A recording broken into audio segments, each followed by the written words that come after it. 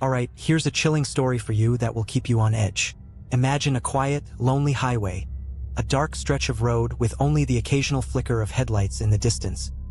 I was hauling freight up from Texas, dead of night, the kind of stretch where truckers like me start nodding off behind the wheel if we're not careful. Miles of nothing, no gas stations, no lights, not even any towns to remind you there's still some kind of life out there. Just you, the road, and whatever might be lurking out there in the dark. I'd been at it for nearly 8 hours straight, and the caffeine high from my last truck stop coffee was starting to wear off. That's when I saw it, the faint glow of headlights way back in my rearview mirror. I figured it was another trucker until it kept its distance, matching my speed but never quite catching up. Weird thing was, even with all the curves and bends, I never saw that car get closer or farther. Just a constant glow hanging in the distance, following me at just the right distance to stay out of reach. After a while, my curiosity got the best of me. I turned the lights down on the dashboard, leaned over a bit, trying to get a better look. That's when I realized it wasn't headlights. It wasn't even a car. The lights, they looked like two eyes. I blinked hard, rubbed my face, chalked it up to sleep deprivation. But as the miles rolled on, those twin lights stayed with me, and something in my gut started to twist, every nerve telling me to ignore it. When I stole another glance, I saw something that made my heart stop. There was a figure, something dark and long-limbed, crouching on the road directly behind my truck, keeping pace as if it was gliding, not running. I felt a chill settle over me. This was no sleep-deprived hallucination. Whatever it was real and it was watching me. I pushed down on the gas, but the figure only kept up, gliding faster with impossible ease. My truck started to shake as I forced it faster, the engine groaning with the strain. That's when the thing moved closer, the light or its eyes intensifying. It got so close that I swear I saw its mouth. Just a black hole stretching too wide, teeth sharp and jagged. The worst part was its expression, a kind of twisted, mocking grin, as if it was daring me to go faster, taunting me, playing with me. I flipped the radio on, desperate for some human voice, anything to remind me I wasn't alone, but all I got was static. Even the emergency channel was dead quiet. I was completely isolated, with nothing but that thing following me in the dark. Finally, I saw an exit sign coming up, a small town a few miles off. I didn't hesitate. I took the turn, barreling down the ramp as fast as I could, hoping the lights of the town would be enough to scare it off. I glanced back, and for the first time it wasn't there. I don't remember the name of the town, only that it was small, barely more than a few streets with a single gas station. I pulled in, breathing like I'd just run a marathon, watching the darkness beyond the station for any sign of movement. Nothing. I leaned back in my seat, trying to catch my breath, telling myself it was over. Then, in the silence, I heard something tap against my passenger door. Just once, then twice. Steady, deliberate. I turned slowly, praying I'd see nothing, but there it was, pressed up against the window. The grin was even wider, stretching the corners of its mouth past any kind of human limit. Its eyes, brighter now, seemed almost amused, like it had finally caught me. I threw the truck into gear, tires screeching as I tore out of the gas station. I didn't care if I was speeding or if anyone was around to see me blow past stop signs. I was leaving that thing behind, whatever it took. But as I reached the edge of town, I made the mistake of looking back. In the side mirror, barely visible in the glow of my taillights, it was running after me, faster than before, arms and legs moving in a sick, loping gait. It was laughing, a sound so low I could feel it vibrating through my truck's chassis. I floored it, racing for the highway, praying the open road would somehow save me. But as I merged back on, I saw those lights appear behind me again. It was right back where it had started, never too close, never too far. The creature, whatever it was, had chosen me. And from that night on, every time I hit a long stretch of empty road, those lights would reappear in my mirror, haunting me, reminding me that no matter where I go, it's always out there, watching, waiting, just beyond the edge of the headlights. There's no shaking a sight like that. Every run I made after that night, I'd find myself glancing back over my shoulder, half expecting to see that thing trailing me down the highway. And sometimes, just sometimes, I'd catch a glimpse of those lights. A pair of faint, mocking eyes, always at a distance but never truly gone. But one night, somewhere in Nebraska, things escalated. I'd been driving all night, crossing through endless stretches of cornfields under a pitch-black sky. Out there, with no civilization for miles, It was like the road disappeared into pure darkness. Then, out of nowhere, my truck engine started stuttering. The dashboard lights flickered, and my heart sank. I knew my rig well enough to tell this was no routine problem. Something was wrong. I was forced to pull over to the side of the road. The engine choked and went dead, leaving me in complete silence. I sat there in the dark cab, breath held, ears straining to pick up any sound. I could feel a heavy, oppressive weight settle over me, the way the air grows thick before a storm. Then, through the rearview mirror, I saw them, the two lights. And this time, they were closer than ever before. It wasn't just watching from a distance this time. It was coming toward me, gliding down the highway with a steady, terrifying slowness.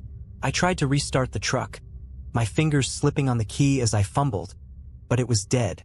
My radio crackled, the static warping into something that almost sounded like laughter, low and twisted, like it was savoring my helplessness. I didn't want to look, but I couldn't stop myself. I glanced out my side mirror, and it was there. I finally got a good look at it. A tall, thin figure cloaked in shadows that seemed to twist around it, like it was more shadow than flesh. It moved with a kind of grace, gliding closer and closer. The headlights seemed to make it more real, highlighting its inhuman features, the elongated limbs and the long, gaping mouth with too many teeth. My heartbeat pounded in my chest as I saw it stretch out one of its grotesque arms, the fingers long and skeletal, nearly touching my truck. That mocking grin stretched wider as if it was savoring my fear. I don't know what possessed me, but I grabbed the flashlight from my glove compartment. I flicked it on and shone it out the window.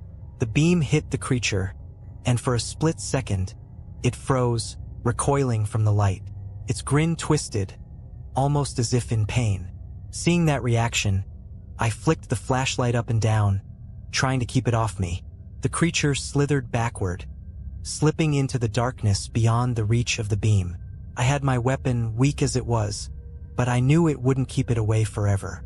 With shaking hands, I jumped out of the truck, flashlight still on, and ran to the back, checking the engine, praying it was something I could fix on the spot.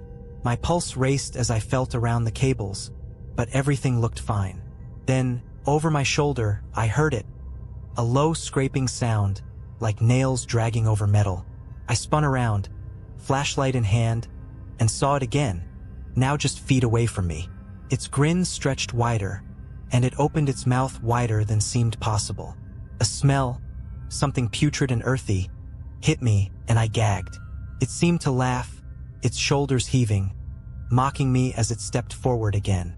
In a last-ditch effort, I swung the flashlight directly at it, the beam hitting its face dead on. The creature hissed, recoiling, as though burned. It seemed to dissolve, slipping back into the shadows just as a pair of headlights appeared over the horizon. Another truck was coming my way. I waved frantically, practically jumping in front of it. The driver, a wiry guy with tired eyes and a look of deep worry, slowed to a stop, watching me warily. "You all right, man?" he asked, his eyes darting around me. "Saw your truck back there. Figured you needed help." I didn't know how to explain what I'd seen, so I just nodded, muttering about engine trouble. He offered me a lift to the next town, and without a second thought, I climbed in.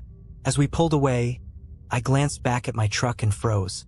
There it was, standing by the side of the road, watching us leave. And as we drove away, its figure became smaller, the grin still visible, as if promising I hadn't seen the last of it. I kept quiet the whole ride, my mind racing, trying to make sense of what I'd just seen. My hands shook, and no matter how hard I tried, I couldn't erase the image of that grin, those eyes watching me, waiting. The driver, his name was Clint, didn't push for details, but he noticed I was rattled. He shot me a look now and then, and finally he asked, "You see something out there?" His voice was careful, like he already knew the answer. I hesitated, not sure if I should spill, but the words came out anyway. I told him about the lights that had been following me, the thing that looked more shadow than flesh, how it moved, that smell. Clint didn't look at me the whole time I was talking, but his face went pale, and when I was done, he just nodded slowly, like he'd heard it all before. After a while, he finally spoke. There's a name for it. Highway hag. Least that's what us truckers call it. My stomach dropped. You're telling me this is something people know about? Clint took a deep breath, keeping his eyes on the road. Not something most would admit, but yeah, I've heard stories. Not from anyone who's stuck around long enough to really see it up close like you did. Most truckers only ever catch those lights in the distance. Usually, that's enough to scare him off the road a while. I wanted to ask him more, but Clint tightened his grip on the wheel. Don't look at me like I got all the answers, he muttered, almost to himself. But there's a few things you ought to know. You ever notice how truckers die out here? Heart attacks, accidents where they end up running themselves off the road? Think about it. Guys who've been on these roads for decades just drop dead in their cabs. I swallowed hard, my throat dry. Some of us think that hag, or whatever it is, gets stronger the more you run from it, Clint said. Almost like it feeds off fear. That's why the old-timers used to say, if you see the lights, just keep driving. Don't pull over. Don't look back. He let out a grim laugh.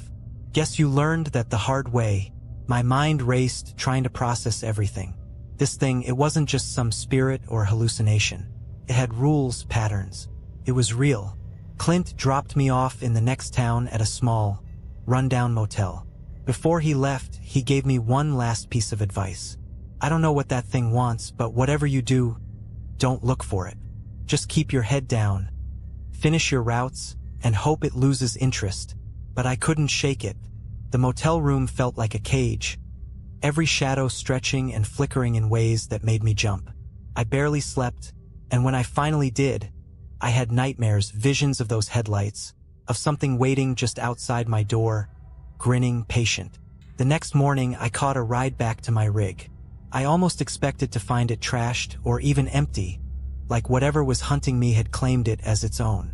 But it was untouched. I did a quick check of the engine and everything seemed fine, like the breakdown the night before had never even happened. I climbed back in the cab, hands sweating, eyes scanning the rearview mirror almost constantly as I started down the road. But as the miles passed, things were normal. No lights, no strange figures, no sense of something lurking. I was starting to believe maybe it really had just been a nightmare. But 2 weeks later, on a run up to Montana, I saw the lights again. They appeared just after sundown, the twin glows flickering in the distance, faint but unmistakable. My heart pounded, but this time I kept my speed steady, fighting the urge to floor it. I gripped the wheel so tight my knuckles turned white, repeating Clint's words in my head. Asterisk, don't pull over. Don't look back, asterisk. I forced myself to stay calm, to pretend I hadn't seen anything. Mile after mile, I kept my eyes fixed on the road ahead, refusing to even glance in the mirrors. But the lights grew closer, inching forward until I could almost feel that mocking grin right behind me. A low hum started to fill the cab like static, vibrating through the seat, the pedals, even the wheel. And then, in a voice that felt like nails scraping down my spine, I heard it whisper, "Keep running. It won't matter." I froze, my foot slipping on the gas for just a second, but enough that the truck slowed. The lights edged closer, almost level with the back of my cab now. I felt a chill creep up my neck, my entire body paralyzed with fear. And then, as suddenly as it had started, the hum stopped, and the lights vanished. I forced myself to keep going, the echo of that voice hanging in the cab like cigarette smoke, refusing to fade. That night, I made it to my destination, but I couldn't shake the feeling that this was only the beginning. Whatever the highway hag was, it wasn't just some ghostly figure on the side of the road. It was something older, darker, something that had chosen me.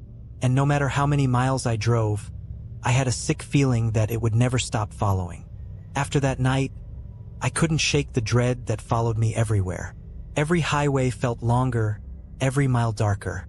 The open road, once my sanctuary, became a trap I couldn't escape. And worst of all, I knew it was still out there, waiting. A couple of weeks went by without incident, and I started to believe maybe, just maybe, I was in the clear. But that feeling of peace didn't last long. It was one of those pitch-black nights on a long haul through the Rockies. I was winding up a mountain pass, sharp cliffs dropping off on one side, sheer rock walls on the other. It was the kind of road where there's no room for mistakes, no chance to swerve or pull over. Just you, the road, and the drop below. That's when I saw the lights again. They appeared in the rear view, faint but unmistakable, those twin orbs that seemed to carry a malicious intelligence. They matched my speed, keeping just far enough back that I couldn't make out anything else, only those two bright points in the dark. My heart hammered. I gripped the wheel tighter, forcing myself to keep going. I wasn't going to stop. Not this time, but I could feel it inching closer, closing the distance. The hum started up again, faint at first, then growing louder, like static echoing in the cab, vibrating through the wheel, the pedals, even my chest. And then I felt it. A hand. A cold, skeletal hand, brushing across the back of my neck. I jerked, nearly sending the truck off the edge. My heart raced, breath coming in short gasps. But when I reached back, there was nothing. Just the hum and those damn lights. I pushed on, eyes fixed ahead, but then the lights did something new. They split, each one moving out to the sides of the road, almost as if something was stretching out, growing wider, wrapping around me. A deep, guttural voice, like gravel scraping against bone, echoed in the cab. "Why do you run? You know you'll never escape." I swallowed hard, my mouth dry. The lights closed in, now moving alongside me, illuminating the cliff edge, making the shadows twist and writhe. They started to drift closer, pressing against the sides of the truck, until I could see them almost touching the windows, inches away from my face. "Look at me," the voice whispered, more insistent now, clawing at my mind. "I know what you fear." My mind raced, desperate for a way out, but there was no way to turn, no place to go. The hum intensified, becoming a cacophony of whispers and growls, all of them taunting, mocking. "Look at me." My pulse pounded in my ears, drowning out the voice, the hum, even the roar of the engine. I wasn't going to let it control me. I gripped the wheel, teeth clenched, refusing to give in. And then, something changed. The truck jolted, and I heard a horrible scraping sound. A tearing, like metal being twisted, pulled apart. My rearview mirror shattered, glass raining down across the dashboard. In my side mirror, I saw the lights flicker, momentarily dimming. Whatever it was struggling to keep up. I didn't know what had happened, but I floored it, praying my truck had enough power to make it up the rest of the mountain. The engine roared, tires squealing as I pushed the rig harder than I ever had, feeling the entire truck strain with the effort. As I climbed higher, the lights fell further and further behind. The hum died down, replaced by a strange, guttural growl, something that sounded almost angry. I risked one last glance in the mirror, and there, at the edge of my taillights, I saw it. An outline, tall, thin, arms stretching out like it was trying to pull itself forward. Its grin had faded, replaced with a look of pure malice. With one last roar, I made it to the summit and raced down the other side of the mountain. The lights faded completely, swallowed by the darkness behind me. I didn't stop until I reached a truck stop on the edge of town, my hands still shaking as I cut the engine. I stumbled out, taking in deep, gasping breaths, the cold air burning my lungs. I stood there, alone in the silence, trying to make sense of what I'd just been through. The next few nights, I stayed off the road, too rattled to drive. But I knew, deep down, that it wasn't over. Whatever that thing was, it wasn't going to give up. It was still out there, waiting for me to get back behind the wheel. And someday I know it'll catch up.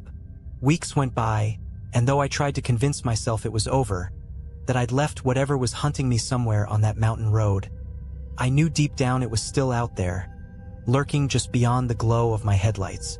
Every time I got behind the wheel, that familiar dread crept up my spine, a constant, nagging fear that any moment I'd see those lights again. And then it happened. It was just after midnight on a run through Nevada. I'd been pushing myself, trying to get a few extra miles in before sunrise, when the radio crackled to life. Static at first, faint and distant, then a familiar low hum that made my blood turn to ice. My eyes darted to the rear view, but the road behind me was empty, just an endless stretch of blacktop under a moonless sky. The static grew louder, filling the cab, drowning out the hum of the engine. Then, through the white noise, I heard it. A voice, faint but unmistakable. "Why are you still running?" It whispered, dripping with malice, taunting. I slammed the radio off, heart pounding, but the voice persisted, echoing in the back of my mind. "You can't escape me. You never will." The lights appeared then, flickering in the distance, twin orbs glowing like eyes in the dark, piercing through the blackness. This time they were closer, more intense, burning with a strange, sickly yellow glow that seemed almost angry. My instinct was to speed up, to put as much distance between myself and those lights as possible. But I remembered Clint's words, his warning not to run. So I kept my speed steady, knuckles white on the wheel, every nerve screaming at me to gun it, but I didn't. The lights inched closer, until they were right on my tail, just feet from my bumper, casting an eerie glow over the road. The hum grew louder, vibrating through the cab, filling every corner, pressing down on me like a weight. And then, as if it couldn't hold back any longer, the voice spoke again, louder this time, clear and vicious. "Stop running." It wasn't a request. It was a command. Against every instinct, I felt my foot easing off the gas, my mind fogging, muscles going slack as the truck began to slow. The lights pulsed, brighter and brighter, flooding the cab with an unnatural, sickly glow. I fought to keep control, but something was pressing down on me, an invisible force that felt like claws digging into my shoulders, dragging me down, forcing me to submit. Then, suddenly, I was no longer in my truck. I was somewhere else. A dark, endless highway stretched out before me, flanked by shadowy figures on either side, their forms twisted and broken, faces locked in expressions of eternal terror. The sky was black, no stars, no moon, just an endless void pressing down on me. I tried to move, but my legs wouldn't respond. I was trapped, paralyzed, forced to watch as the figures slowly closed in, their eyes empty, hollow, filled with a despair so deep it was suffocating. And then I saw it, the thing that had been hunting me, standing at the end of the road, waiting. It was taller now, its form more defined, almost human but wrong in every way. Its limbs were too long, its skin stretched tight over a skeletal frame, and its eyes, those eyes glowed with a malevolent hunger, brighter and more intense than before. It grinned, a wide, jagged smile that seemed to stretch across its entire face, teeth sharp and glistening in the darkness. And then, in a voice that echoed through my mind, it spoke. "I've been waiting for you." The figures around me reached out, skeletal hands grasping, pulling, dragging me forward, closer to that twisted, grinning face. I struggled, fighting against their grip, but it was useless. I could feel myself slipping, my strength draining, the darkness closing in. And just as I was about to give in, a light appeared in the distance. Faint, barely a flicker, but enough to catch the creature's attention. Its grin faltered, its eyes narrowing as it turned to look. The figures released their hold, recoiling as the light grew brighter, filling the darkness with a warm, golden glow. I felt a surge of strength, just enough to break free, to wrench myself back from the brink. And then, with a sudden jolt, I was back in my truck, hands on the wheel, the hum fading, the lights gone. I sat there, gasping, drenched in sweat, my hands trembling. The road was empty, the night silent, but I knew it wasn't over. The highway hag was still out there, somewhere, waiting for its next chance. But as I drove away, one thought kept me going. A strange, fleeting hope that whatever that light was, it might be enough to keep the darkness at bay. For now. That night, I made it to my drop-off and back to a rest area without any more signs of the hag. But I knew better than to feel relieved. Even as I parked and tried to sleep in my cab, the terror of that dark highway stayed with me. The next few runs were mercifully quiet. No hum, no whispers, no flicker of those haunting lights. But the calm only made me feel worse, like it was luring me into a false sense of security, waiting for just the right moment to strike again. Every time I closed my eyes, I saw that grin, those eyes, and that twisted, skeletal frame hovering just behind me in the rear view. One night, I stopped at a diner just off the highway. It was a worn-down, greasy spoon kind of place, the type only truckers and locals ever bothered with.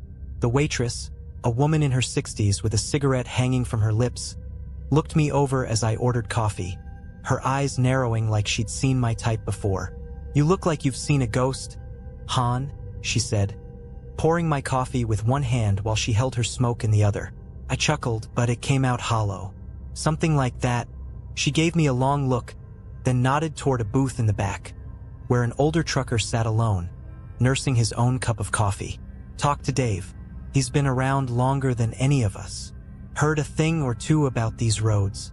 Normally, I'd have just waved her off, but something about the way she said it made me pause. I took my coffee, walked over, and slid into the booth across from the man. He looked up, eyes tired but sharp, sizing me up. "You got something you want to ask?" he grumbled, voice like gravel. I wasn't sure how to start, but eventually, I just came out with it. "I think something's following me." On the highway, for a second he just stared at me. Then he nodded slowly. "The hag." A chill ran through me. "You know about it?" Dave leaned back, his gaze growing distant. "I've seen her. A long time ago. Most truckers think it's just a myth, a story to keep rookies alert on the road. But some of us know better." He took a long sip of coffee. "She's not like other things.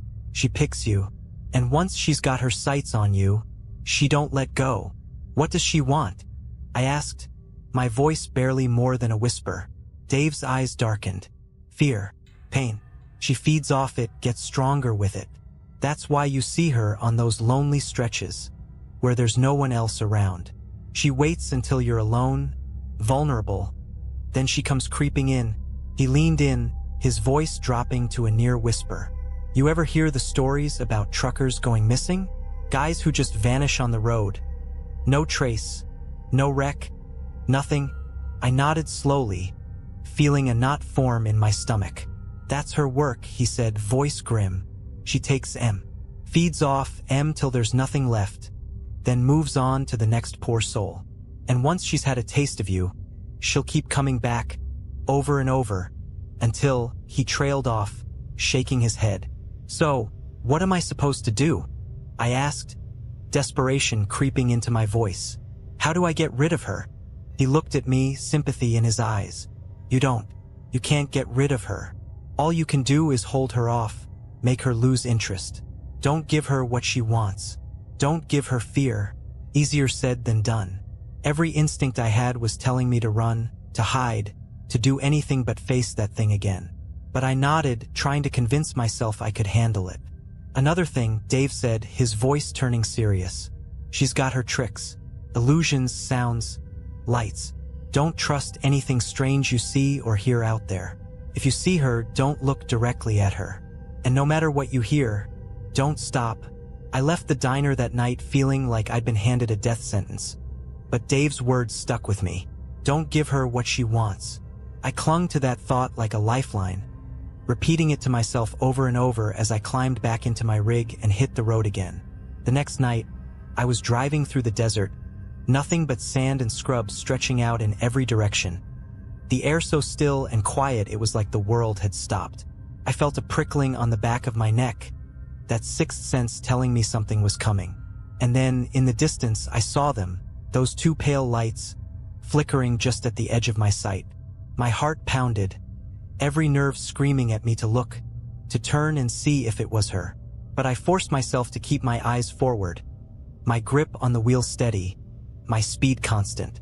The lights grew brighter, closer, until they were hovering right at the edge of my mirrors, taunting me. I could feel her presence, like a weight pressing down on my shoulders, her gaze burning into me. A faint hum filled the cab, and then, clear as day, I heard my mother's voice. "Help me," she whispered, her voice trembling, laced with fear. "Please, help me."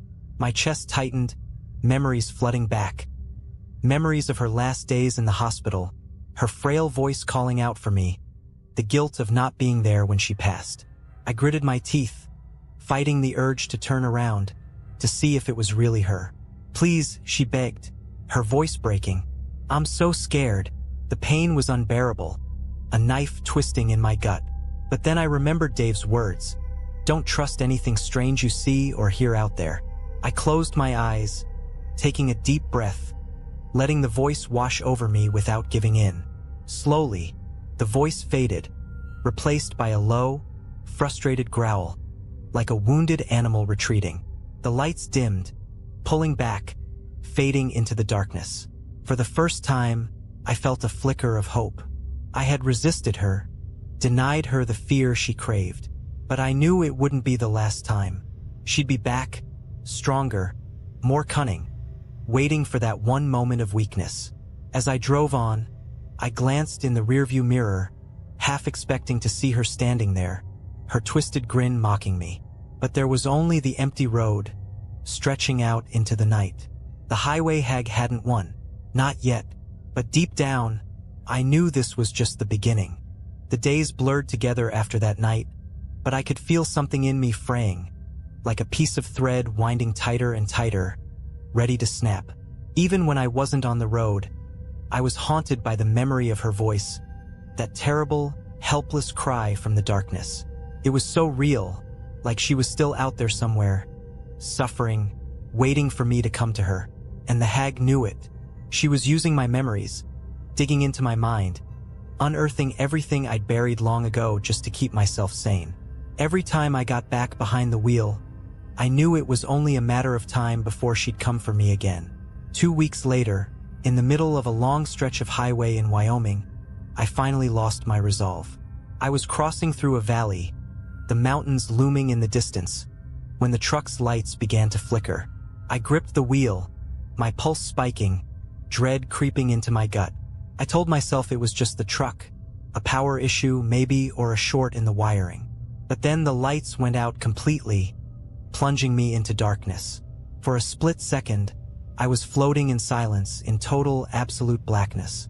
And then the lights flicked back on, revealing her in the middle of the road.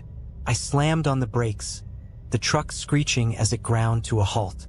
She was standing there, right in my headlights, her body twisted and stretched, limbs too long, skin pulled tight over jagged bones. Her face was pale, her eyes wide, unblinking, staring directly into me. And that grin, that awful, soul-crushing grin, stretched across her face. She took a step forward, her movements slow, deliberate, as if savoring every second of my terror. I was paralyzed, hands locked on the wheel, breath caught in my throat. I knew I should look away, keep driving, anything but look at her, but it was like she had rooted me to the spot, pulling me deeper into her gaze. Then she raised a hand, a bony, clawed finger, and pointed to the passenger door. I don't know why I did it, but something in me moved on its own. I reached over, my hand trembling as I unlocked the door. The handle turned with a sickening creak, and the door swung open, inviting her inside. She didn't climb in, though. Instead, she stood there, her mouth opening wider and wider, an impossible blackness filling the space where her throat should be. And from that darkness, I heard voices, dozens, maybe hundreds of voices, all of them pleading, crying, begging for release. Familiar voices, people I'd known, faces I'd buried deep in my memory, all calling out to me, accusing me, blaming me. I heard my father, my best friend from high school, even an old girlfriend I'd never properly said goodbye to. And through it all, weaving between the cries, was my mother's voice, soft, desperate. "Help me," she whispered. "Please, don't leave me here." Something inside me snapped. I leaned forward, hands shaking, staring into that black void, feeling the pull, that endless chasm of darkness, beckoning me. Promised peace, escape, freedom from the fear that had taken over my life. All I had to do was give in, let myself go, and I could finally be free. But then, somewhere in the depths of that darkness, I saw a glimmer of light. It was faint, almost imperceptible, a tiny spark against the overwhelming void. But it was enough. I tore my gaze away from her, slamming the door shut, locking it, forcing myself back into the driver's seat. My heart pounded, adrenaline surging as I pressed down on the gas, my mind screaming at me to move, to get away from her. The truck lurched forward, tires squealing as I barreled down the highway, the hag's twisted figure fading in the rearview mirror. But even as I left her behind, I knew she was still with me, her presence lingering like a shadow, a stain that would never wash away. That light I'd seen, it was like the one I'd seen before, the one that had saved me in the darkness. It was weak, barely enough to pierce the blackness, but it was there. It had saved me once, and maybe, just maybe, it could save me again. I kept driving, refusing to slow down, refusing to look back. But as I pressed on, mile after mile, I couldn't shake the feeling that this was just the beginning, that the hag would return, stronger, more relentless, until she'd claimed what she wanted. But this time, I wasn't just going to sit back and let her win. Whatever that light was, whatever small glimmer of hope I'd seen, I was going to find it. I was going to hold onto it with everything I had. And maybe, if I was lucky, it would be enough to finally escape the darkness that had taken over my life. Because if it wasn't, then I knew that one day, I'd find myself back on that endless, empty highway, trapped in that suffocating darkness, with the hag's grin waiting to welcome me home. I wish I could say things got easier after that the hag finally backed off, or that I found some way to keep her at bay. But the truth was, every mile felt heavier. Every empty road felt like a trap set just for me. I tried to hang on to that memory of light, that faint glimmer that had saved me in the darkness. But with every passing day, it seemed to grow dimmer, like it was slipping out of reach. A month later, I took another night run, this time through a winding back road in Oregon, somewhere so remote it didn't even show up on my GPS. I figured the isolation might help clear my head, that the silence would help me shake the fear. But deep down, I knew she was waiting, and I knew she wouldn't give up. About an hour in, the road narrowed, winding through thick trees that cast shadows across my headlights. The night was darker than usual, the sky swallowed up by heavy clouds, no stars or moon to light my way. My headlights barely cut through the gloom, and every shadow seemed to pulse, moving closer, as if the darkness itself was alive. And then, there it was again, that low, familiar hum creeping through the radio, crawling up my spine, making every hair on my neck stand on end. I swallowed hard, gripping the wheel so tight my fingers went numb.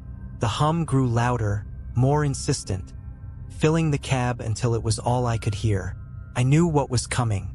She was here, waiting, watching. But I forced myself to keep driving, repeating Dave's words in my head like a mantra. Asterisk, don't look. Don't give her what she wants, asterisk. The hum rose to a crescendo, and then, through the static, I heard my father's voice, harsh, angry. Still running? He sneered, his voice dripping with disdain. You've always been a coward.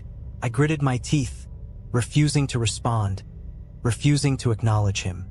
But he continued, his voice echoing through the cab. You left us, you know that, he said, his voice growing softer, more venomous. You left your family, left your mother to die alone, just like you leave everyone. My chest tightened, anger and guilt boiling inside me, but I fought it down, keeping my eyes on the road. This wasn't real. This was the hag's trick. But still, the words cut deep, each one a reminder of every failure, every regret. Then, my father's voice faded, replaced by another. A young woman, her voice filled with betrayal. Why did you leave me? She asked, her voice trembling. It was my high school girlfriend, the one I'd promised the world to, only to walk away when things got tough. I loved you? Didn't that mean anything? I bit down hard, jaw clenched, refusing to let the emotions take hold. It was just another illusion, another attempt to wear me down, to feed off my fear and guilt. But the voices kept coming, one after another, each one dredging up memories I'd buried long ago. My best friend from college, the one who'd been there through everything, his voice filled with disappointment. You left us, man, just packed up and left. You never even said goodbye. My mother's voice, so soft and broken it made my heart twist. I needed you, honey. I needed you, and you weren't there. They came faster, piling up, overlapping until I couldn't tell one voice from another. A cacophony of pain and accusation that filled the cab, drowning out my thoughts, pressing down on me until I could barely breathe. "Stop," I whispered, voice shaking, my hands trembling on the wheel. "Please stop." The voices fell silent, leaving only the hum, that low, steady drone that seemed to seep into my bones.